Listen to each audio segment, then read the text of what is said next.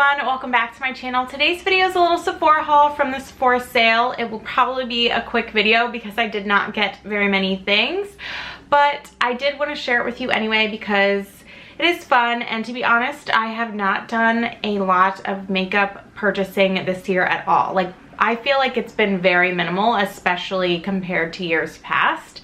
And I've finished, I'd say, a decent amount of makeup this year. In my mind, it feels like a lot. We will see at my year-end makeup empties if it really is or not, but I feel like I've done a pretty good job in my project pans to finish some makeup this year, and so I wanted to pick up a couple things at the sale. I feel like I've spent the majority of like my self-care type budget this year on skincare and perfume, and really just like picked up a few makeup things here and there, and so that is kind of similar to the haul that I have to share with you today. But that being said, I'm still super excited about everything that I picked up at the sale, so figured I would take a few minutes and share it with you all if you're interested. First thing first, one of the big reasons I wanted to pick up anything at the sale is because I really wanted to pick up this perfume. I am going to pronounce this wrong, so I apologize in advance, but I picked up the Maison Louis Marie number 4 Bois de Balancourt perfume. I'm gonna put a close-up on the screen, so just read it from there instead of listening to me butcher it. But anyways, I was so excited to pick up this perfume because I am obsessed with this perfume, Santal Vanille. And I was at work and one of my peers came into the office and she just smelled, first of all, amazing. Like, it just like wafted over, so it was like a pretty strong scent. And I was like, whoa, are you wearing this perfume? Which was like the one that I love. And she was like, no, but one very similar to that. And she let me know that it was this perfume. And so I was like, okay, I need to pick this up. She actually even brought in like a roller ball for me to try, and I loved it. And so I wanted to pick it up. It's that Santal smell, I think, that drew me to it. They are different, but just upon smelling it in that first whiff, like, I thought she was wearing this one. And then when you actually do smell them, they do smell differently, but it was very interesting that like I picked that out right away, and she was like, wow, that's impressive. And I was like, well, that is my like favorite scent. So she ended up telling me about it, and like I said, she brought in the roller ball for me to try, so it was really like, it was a fun little like connection point for the two of us. And then I told her I picked this up in the sale, and it was cute. So just so you get a sense of what this perfume is, the family is earthy and woody. The scent type is warm wood. The keynotes are sandalwood, vetiver, and amberwood. And this says, this scent is a sandalwood fragrance with a dominant cedarwood and sandalwood accord, supplemented by a spicy cinnamon nutmeg complex and an earthy vetiver notes. A little different than like my classic scents. If you watched my like ranking my perfumes, usually the vanilla scent like always finds its way in there,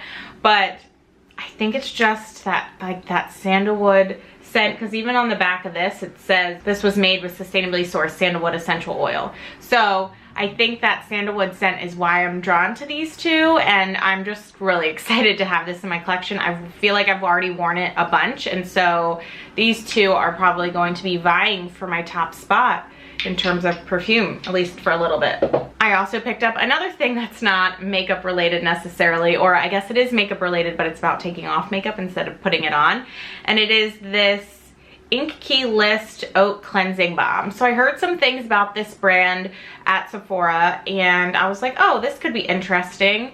I always use a cleansing balm as like a first cleanse to take off my makeup, and I was like halfway through the jar that I currently have, and this was $10.99, and I feel like I normally pay about $20 or more for a jar of a cleansing balm. So not only was this less expensive, but I feel like this might even hold more product than the jars do. So I was interested in trying it out. I have not used it yet, although I will say, I think Sarah Rose posted something on her Instagram story that she was not impressed by this. So that made me a little sad because I just spent the money on it, but hopefully I can make it work, and we'll see. I mean, at the end of the day, it was $10.99 with the 10% discount that I got, so like not that huge of a hit if it doesn't work out, but I'm hoping that at least I can figure out a way to like it. So I'm not going to necessarily judge it yet. I feel like I'm already going into it with like a negative mindset because I saw that review. So maybe I need to reverse that and say like it is going to work for me, and then if it doesn't, we'll figure it out. So I did end up getting 2 makeup items. The first is this Guerlain Terracotta Bronzer. I heard really good things about this bronzer from Kathleen Lights, and so it had been sitting in my loves and like in and out of my cart on Sephora for a while. And since I am like this close to finishing my Fenty Beauty bronzer, and I've worked on it all year in my project pan, that I could treat myself a little bit and pick up a new bronzer. This is like more than I think I've ever spent on a bronzer. It was like $50 some before the discount, so definitely a pricey product, but according to Kathleen Lights, this is like the best bronzer of all time. At least that's the way she kind of said it. I don't remember what video it was in or anything, but I remember after watching that video, I went and put it on my loves list, and it's been kind of sitting there ever since. So really excited to try that out. I have not used this yet, and I got this in shade 2, medium cool. So super excited about this. Love the packaging, feels really luxe. So excited to have this in my collection, something new for me to pull into my Shop My Stash every once in a while. And to bring up my project pan again, if you're watching it, you'll know that last month I finished a pressed setting powder, and so I decided that it would make sense to pick up another pressed setting powder. I'd been really wanting to try the Liss brand, and so I just picked up their translucent setting powder. Again, super cute packaging, love the triangle shape, love the rose gold. I have not tried this out yet either, so looking forward to trying this out. I have really good things about this brand, so depending on how this goes, I think I would like to pick up a couple other things from this brand at some point as well. So that is it for everything that I purchased. Pretty small little haul, but